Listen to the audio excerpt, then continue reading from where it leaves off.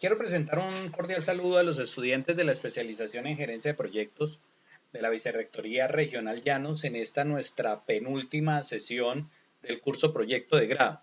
En esta ocasión vamos a hablar de una cápita importante que tiene el informe final que se denomina conclusiones y recomendaciones. Entonces, lo primero que vamos a hacer es establecer qué es una conclusión. Y una conclusión es ya la etapa final del texto en la que se presenta una información que consideramos que es la más relevante, especialmente haciendo énfasis en aquello que se propone como nuevo conocimiento, como lo que generó absolutamente todo el trabajo de investigación que hemos podido hacer. Una conclusión también es a lo que el autor de un estudio llega después de considerar una serie de datos, de organizarlo en información, de sistematizarlo y de sacar unos resultados. También se considera la conclusión como esa inferencia, es decir, la deducción de la verdad que admitimos y que logramos demostrar o no logramos demostrar en el estudio. Nosotros partimos con una pregunta de investigación. Esa pregunta de investigación podemos decir que presupone una consideración que tenemos frente al fenómeno. Entonces, en la conclusión, de manera contundente inferimos si lo que presuponimos se dio o no se dio en el estudio. Otra definición dice que la conclusión es un texto que está en directa relación con lo que se admitió, con lo que se propuso, con lo que se evidenció o con lo que definitivamente no se halló desde la introducción y a través de todo el desarrollo del estudio. Por último, en la conclusión es necesario saber que reiteramos la tesis que defendimos en el texto. Yo recuerdo un estudiante de la especialización que su pregunta de investigación era que él quería saber los recicladores cuál era la real condición de vida. Entonces, la conclusión es resumir el resultado que él pudo obtener de si ellos tenían buena o mala calidad de vida. Obviamente es como un resumen muy pequeño en el que se da respuesta a las preguntas iniciales, en el que se revisa el cumplimiento de los objetivos y en el que se finaliza con argumentaciones contundentes, con frases exactas de lo que encontramos a lo largo del desarrollo del estudio. No necesariamente son los resultados. Por ejemplo, en una conclusión, nosotros podemos evidenciar que no fue fácil el acceso a la población objeto de estudio, por decir de alguna manera. ¿Cómo las elaboramos? Pues primero teniendo en cuenta que la introducción del trabajo, que de hecho en algunos textos se recomienda que se haga al final, debe ser un reflejo, ¿sí? La conclusión debe ser un reflejo de la introducción. Nosotros en la introducción decimos qué vamos a hacer. Una buena manera de redactar las conclusiones es cogiendo esa introducción y verificando en cada uno de los puntos que dijimos qué íbamos a hacer, cómo lo hicimos, qué resultados encontramos y qué cosas relevantes es necesario decir. En ese orden de ideas, el contenido de la conclusión está regido por lo que propusimos en la introducción. Significa que si en la introducción propusimos una tesis o una hipótesis, en la conclusión debemos retomar esa tesis o esa hipótesis, debemos confirmar, debemos negar y debemos decir qué aspectos son importantes en el desarrollo de esa confirmación o de esa negación. Si presentamos un tema específico en un objetivo, en la conclusión debemos verificar el cumplimiento, sí o no, y la forma como se cumplió el objetivo. Y también podemos presentar áreas que son débiles en la argumentación, que son fuertes en la explicación, que son relevantes en cuanto al modelo teórico revisado. Es importante en esta diapositiva entender cuáles son las partes que constituyen el final de un escrito. El final de un escrito lleva varias partes, varias secciones. La primera es la síntesis. Yo podría llegar a decir que es el abstract, el resumen. El segundo punto son las conclusiones, que es el tema que estamos abordando, y el tercero son las recomendaciones, que es el tema que vamos a abordar al finalizar esta disertación. Entonces, la síntesis, el abstract o el resumen es, como su nombre lo indica, lo esencial que queremos resaltar en el texto de lo planteado en el desarrollo. En esa tenemos que ofrecer a nuestro lector una visión conjunta de lo que hemos encontrado, tanto de los resultados como del proceso, etcétera, etcétera. Es importante leer permanentemente nuestro trabajo y marcar cuáles son las ideas más relevantes para sintetizarlas. Al final, esas ideas centrales corresponden a las ideas tópico que van a ser parte de ese resumen o de ese abstract. No es necesario volver a mencionar todo lo que ya se dijo. Yo, en lo personal, tengo muchísimos problemas para sintetizar. A mí me gusta hablar mucho, a mí me gusta escribir mucho, entonces comienzo a escribir y me extiendo en la escritura y no es la idea, no es la idea volver a repetir. De hecho, cuando estaba haciendo la maestría, los compañeros se burlaban porque me decía, présteme su resumen. Y un resumen mío era un cuaderno de 100 hojas por cada curso. Entonces decían, pero la idea del resumen no era que sacara un cuaderno de 100 hojas, sino 10 hojitas. Pero pues hay personas como yo que tenemos esa dificultad en la capacidad de síntesis que tenemos. Las conclusiones, que es el segundo apartado y el tema central. Es que es necesario hablar de el final del trabajo en sus tres aspectos, la síntesis, las conclusiones y las recomendaciones. Vamos a entrar con las conclusiones. Se presenta específicamente lo novedoso del trabajo, ¿sí? Y eso novedoso debe ser concebido como una deducción lógica de lo desarrollado en el cuerpo del texto, ¿no? Yo conozco, bueno, he visto algunas conclusiones donde se concluyen cosas que no se abordaron a lo largo de todo el trabajo y no es una conclusión adecuada. Debemos evaluar el cumplimiento o no de lo que propusimos en la introducción, por eso sigo insistiendo que la introducción es un reflejo de las conclusiones, teniendo en cuenta si sacamos una tesis, si se cumplió o no, si logramos cumplir los objetivos y cómo los cumplimos, si logramos contestar a cabalidad la pregunta y la investigación, entre otros muchos aspectos. En el caso en que no se logren los resultados obtenidos, que puede llegar a suceder, en nuestras conclusiones debemos proponer una posible respuesta de por qué no se logró esto, cuáles fueron las falencias, cuáles fueron los errores, qué consideramos nosotros que hubiéramos podido haber hecho para que no hubiéramos fallado en el logro del resultado esperado. ¿Qué aspectos debemos considerar al redactar una conclusión? Primero, insisto, volvemos a leer la introducción para que la introducción y las conclusiones tengan una coherencia. Destacamos información nueva. Sin embargo, es importante esta segunda parte de lo que escribo acá en la ayuda, no equivale a decir, a proponer que el lector se tiene que sorprender. ¡Oh! Esto es tan nuevo que ni siquiera está en el cuerpo del trabajo. No.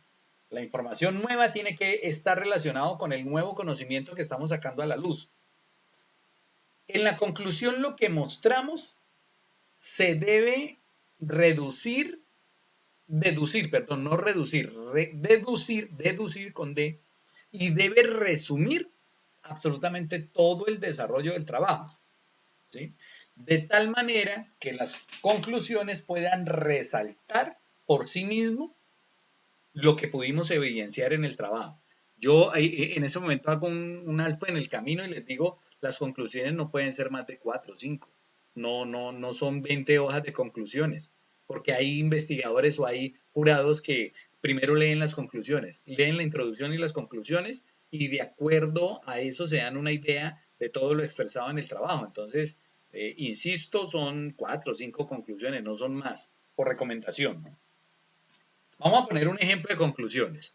Entonces, puede usted comenzar su redacción diciendo lo expuesto a lo largo de este trabajo, porque ese es un vínculo lógico entre lo desarrollado y lo planteado en la conclusión, ¿sí? Aquí, en el siguiente cuerpo de la conclusión,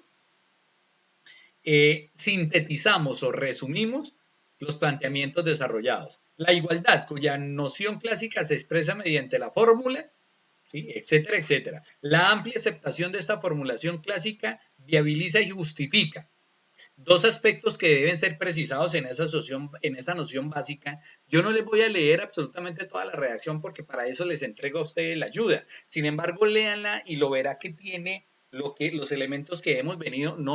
Quiero hacer énfasis, no es redactada por mí. Este es el PDF que está debidamente referenciado en el aula virtual. ¿Quién lo escribió? Que fue una profesora de literatura.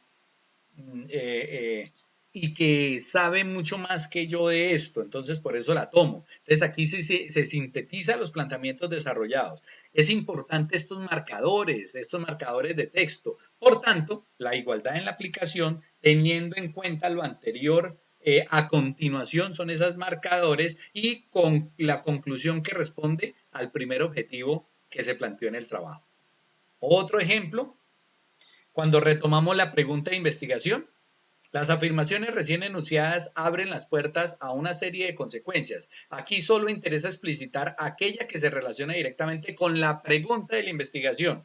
Y concluimos aquí. Pues bien, la igualdad en la aplicación de la ley impone una exigencia a los tribunales que adopten una misma decisión. Es decir, concluimos y damos la forma como se obtuvo la respuesta de acuerdo a la pregunta de investigación.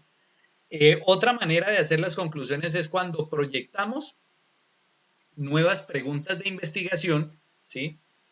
Y proponemos, esto hace más parte de la recomendación, ¿no? Pero también puede incluirse dentro de la conclusión. Proponemos una modificación, una nueva modificación desde nuestra experticia, porque al fin y al cabo ya investigamos el fenómeno de cómo se podría abordar otro tema de investigación. Entramos en las recomendaciones, ¿sí? Y la recomendación básicamente vincula el tema desarrollado con nuevos desafíos, es decir, nuevas oportunidades, nuevos caminos, nuevas visiones. Son los consejos que nosotros le damos a un nuevo investigador porque se supone que ya somos medianamente expertos en el tema que investigamos.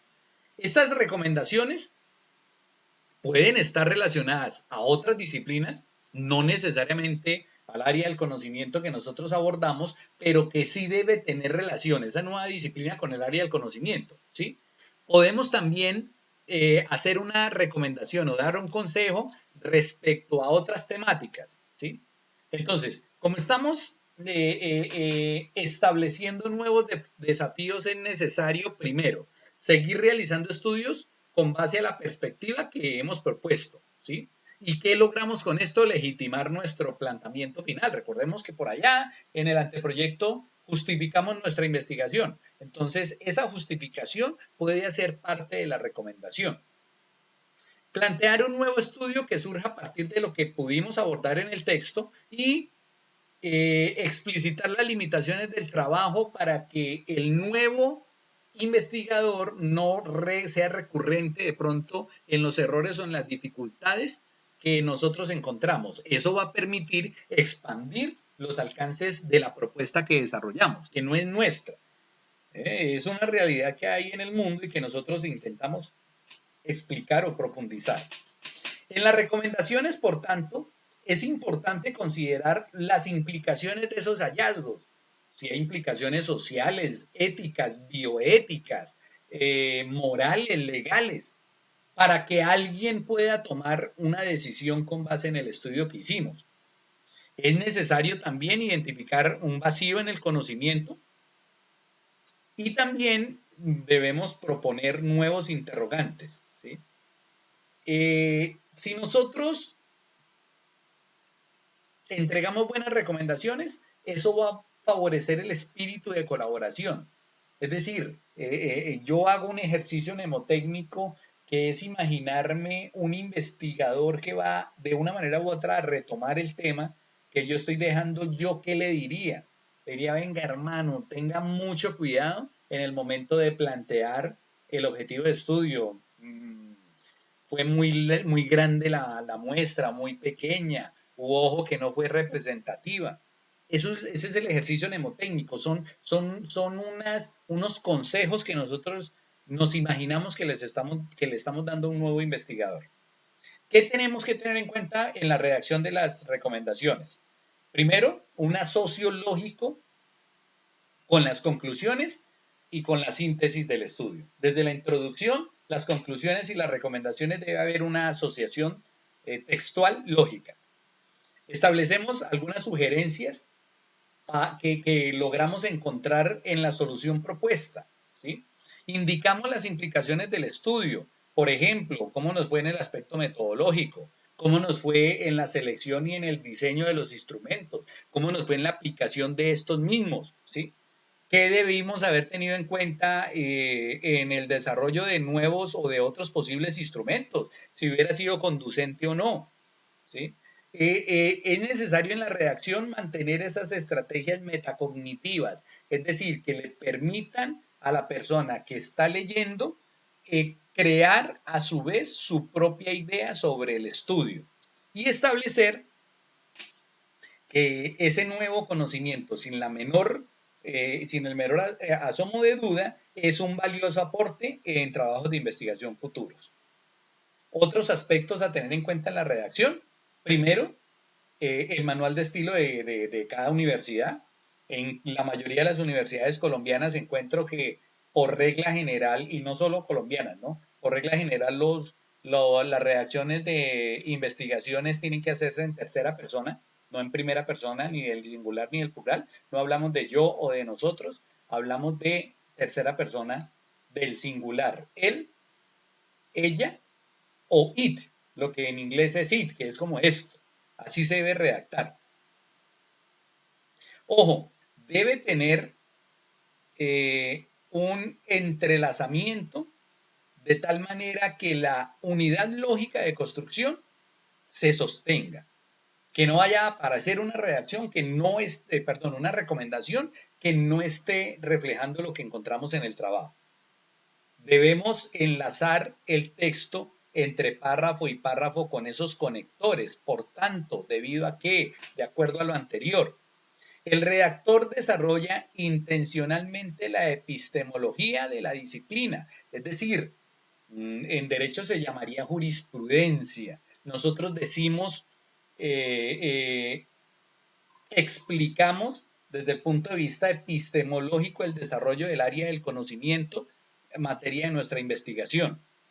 Ojo, de la manera como redactemos las recomendaciones, vamos a revestir de una identidad personal, social, institucional, por decirlo de alguna manera, a ese estudio.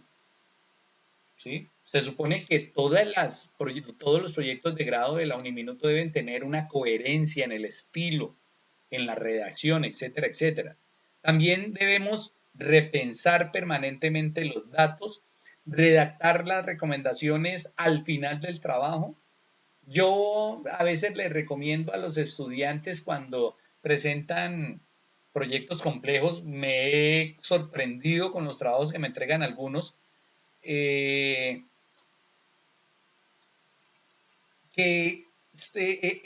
hagan como unas fichas bibliográficas a lo largo de todo el trabajo, diciendo cosas que usted le quisiera decir a un investigador nuevo que retome su tema.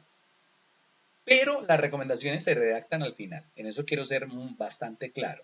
Entonces, amables estudiantes, muchas gracias por escucharme. Espero haber sido claro. Es un video cortico, es un PDF cortico, pero pues lo único que busco es dar algunos tips para que ustedes cuando se enfrenten a ese capítulo de conclusiones y recomendaciones lo puedan llevar a cabo. Muchas gracias y nos vemos en el próximo video en el cual estaremos cerrando ya este curso de proyecto de grado.